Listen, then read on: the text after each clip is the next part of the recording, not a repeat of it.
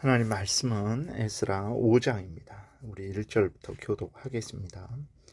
선지자들 곧 선지자 학개와 이도의 손자 스가랴가 이스라엘의 하나님의 이름으로 유다와 예루살렘에 거주하는 유다 사람들에게 예언하였더니, 이에 스알디엘의 아들 스룹바벨과 요사닥의 아들 예수아가 일어나 예루살렘에 있던 하나님의 성전을 다시 건축하기 시작하며 하나님의 선지자들이 함께 있어 그들을 돕더니, 그때에 유브라데 강 건너편 총독 다뜨네와 스달보스네와 그들의 동관들이 다 나와 그들에게 이르되, 누가 너희에게 명령하여 이 성전을 건축하고 이 성곽을 마치게 하였느냐 하기로, 우리가 이 건축하는 자의 이름을 아뢰었으나 하나님이 유다 장로들을 돌보셨으므로 능히 그 공사를 막지 못하고 이 일을 다리오에게 아뢰고 그 답장이 오기를 기다렸더라. 유브라데 강 건너편 총독 다뜨네와 스달보스네와 그들의 동관인 유브라데 강 건너편 아바삭 사람이 다리오 왕에게 올린 글의 초본은 이러하니라. 그 글에 일렀으되, 다리오 왕은 평안하옵소서, 왕께 아뢰옵나이다.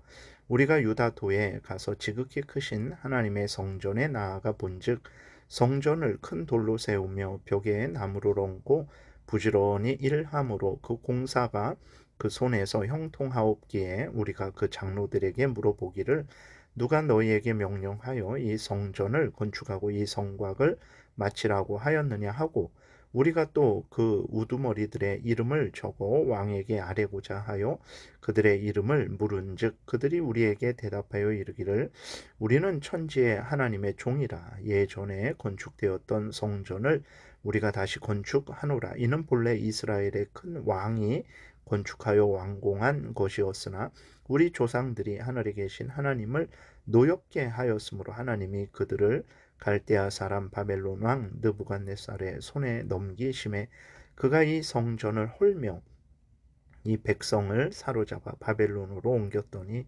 바벨론 왕 고레스 원년에 고레스 왕이 조서를 내려 하나님의 이 성전을 다시 건축하게 하고, 또 느부갓네살이 예루살렘 하나님의 성전 안에서 금, 은 그릇을 옮겨다가 바벨론 신당에 두었던 것을 고레스 왕이 그 신당에서 꺼내어 그가 세운 총독 세스바살이라고 부르는 자에게 내주고 일러 말하되, 너는 이 그릇들을 가지고 가서 예루살렘 성전에 두고 하나님의 전을 제자리에 건축하라 하매, 이에 세스바살이 이르러 예루살렘 하나님의 성전 지대를 놓았고 그때로부터 지금까지 건축하여 오나 아직도 마치지 못하였다 하였사오니, 이제 왕께서 좋게 여기시거든 바벨론에서 왕의 보물 정각에서 조사하사 과연 고레스 왕이 조서를 내려 하나님의 이 성전을 예루살렘에 다시 건축하라 하셨는지 보시고, 왕은 이 일에 대하여 왕의 기쁘신 뜻을 우리에게 보이소서 하였더라. 아멘.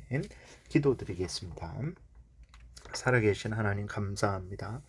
이 시간 하나님의 말씀을 전하고 듣습니다. 성령께서 역사하셔서 하나님의 뜻을 잘 깨달아 알게 도우시고 하나님의 알려주시는 대로 잘 믿고 따르게 도우소서. 예수님 이름으로 기도드렸습니다. 우리가 4장에서 살펴본 대로 이스라엘의 대적들이 성전 건축을 방해했죠. 이 방해로 인해서 결국은 16년 동안 성전을 건축하지 못하게 됐습니다. 문제는 이제 포로에서 돌아온 이스라엘 백성들의 마음도 16년 동안 차갑게 식어버린 거예요. 그래서 이들은 성전 건축할 기회를 찾지 않았습니다. 그러니까 대적들의 방해로 인해서 그 성전 건축을 금지하는 명령이 내려왔죠. 그럼 그 이후에 하나님께 기도하면서 하나님의 은혜를 구하면서 또 성전 건축할 그 길을 찾았어야 되는데 그들은 찾지 않고 가만히 있었어요. 그래서 하루하루 지나면서 이제 성전 건축할 생각도 하지 않고 그저 오히려 자신들의 집을 아름답게 아주 든든하게 세우는 그러한 일만 하면서 16년이 지난 거예요. 그렇게 되니까 학개 선지자와 스가랴 선지자가 일어납니다. 하나님께서 학개의 선지자 스가랴 선지자를 세우셔서 성전 건축을 다시 시작할 것을 이제 명령을 하세요. 그래서 학개 1장 2절부터 보게 되면 당시에 이스라엘 백성들의 상태가 어떠한지 이 일에 대해서 하나님이 책망하시는 것을 우리가 확인하게 됩니다. 학개서 1장 2절부터 보니까 만군의 여호와가 이같이 말하여 이르노라 이 백성이 말하기를 여호와의 전을 건축할 시기가 이르지 아니하였다 하느니라. 여호와의 말씀이 선지자 학개에게 임하여 이르시되 이 성전이 황폐하였거늘 너희가 이때에 판벽한 집에 거주하는 것이 옳으냐? 그러므로 이제 만군의 여호와가 이같이 말하노니 너희는 너희의 행위를 살필지니라. 그러니까 처음에 바벨론에서 돌아왔을 때에는 성전 재건에 열의가 있었죠. 그러나 계속 방해를 받고 또 성전 건축이 그로 인해서 중단되자 이제 그 16년이 지난 거죠. 16년이 지났는데도 불구하고 이 예루살렘으로 돌아온 이스라엘 백성들은 아직 때가 아니다, 아직 때가 아니다라고만 이렇게 생각을 하는 거예요. 그래서 성전 건축할 생각을 전혀 하지 않는 거죠. 그리고 자기의 집들은 아주 좋은 집, 그러니까 나무 널판지를 아주 예쁘게 화려하게 이렇게 그 널판으로 꾸민 집을 말을 하는 것입니다. 그렇게 자기의 집들은 아름답게 아주 든든하게 보기 좋게 꾸미는 그러한 일들만 했던 거예요. 우리도 이러한 것들을 보면서 하나님을 믿고 섬기는 일에 게을러지지 않도록 우리는 늘 깨워서 주의해야 되는 것입니다. 로마서 12장 말씀대로 부지런하여 게으르지 말고 열심을 품고 주를 섬겨야 됩니다. 한번 게을러지게 되면 이렇게 우리도 점점 더 게을러지게 되고 하나님의 그 뜻을 이루고 하나님의 나라를 확장하고 하나님께 영광을 돌리는 일에 무감각해지게 되는 것입니다. 그래서 늘 우리가 게을러지지 않도록 늘 깨어서 열심으로 부지런히 하나님을 섬기는 일을 멈추지 말아야 됩니다. 이때 이제 학개 선지자와 스가랴 선지자의 책망을 들은 거죠. 이스라엘 백성들이 다시 회개합니다. 스룹바벨과 제사장 예수아를 중심으로 일어나서 다시 성전 건축을 시작했어요. 이때 여전히 악한 자들의 방해가 있었죠. 그러나 하나님께서 이스라엘 백성들을 보호하셨습니다. 그러니까 대적들이 성전 건축을 막지 못하는 거예요. 그전에는 이스라엘 백성들이 지금 때가 아니다. 또 지금 이렇게 성전 건축을 했다가는 오히려 더 큰 방해를 받을 것이고 더 큰 위협을 받을 것이다 라고 생각을 했었어요. 그래서 16년 동안 성전을 건축하지 않았었죠. 그러나 학개 선지자와 스가랴 선지자의 책망을 듣고 그들이 회개하고 이제 성전을 건축하기 시작했어요. 그랬더니 어떻게 됩니까? 그들이 예상했던 것과는 전혀 다른 그러한 일들이 생긴 거죠. 그러니까 대적들이 심하게 핍박해서 더 위험한 일이 생길 줄 알았는데 오히려 대적들이 더 이상 핍박을 하지 못하는 거예요.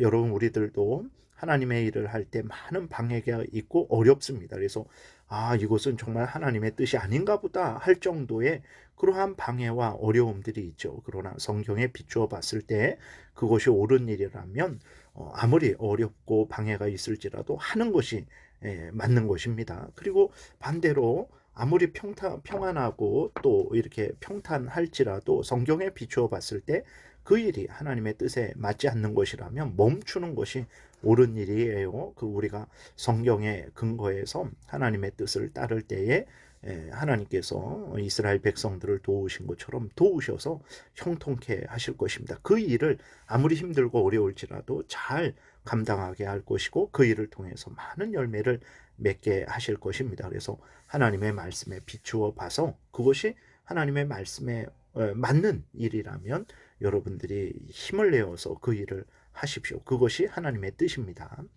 이제 대적들은 어떻게 할 수가 없는 거예요. 참 놀랍죠. 그들이 힘을 내어서 무력으로 이스라엘 백성들을 제재할 수 있었을 텐데도 그렇게 못합니다. 그리고 이 대적들은 어떻게 합니까? 다리오와 왕에게 다시 글을 올려요. 그래서 정말 이 이스라엘 백성들이 말하는 대로 고레스 왕의 허락을 받고 성전을 건축하는 것인지를 확인해 달라는 상소를 올립니다. 이 일에 대해서는 이제 6장에서 확인이 되죠. 이스라엘 백성들이 거짓말하지 않았고 오히려 대적들이 이제 더 난처한 상황에 처하게 됩니다.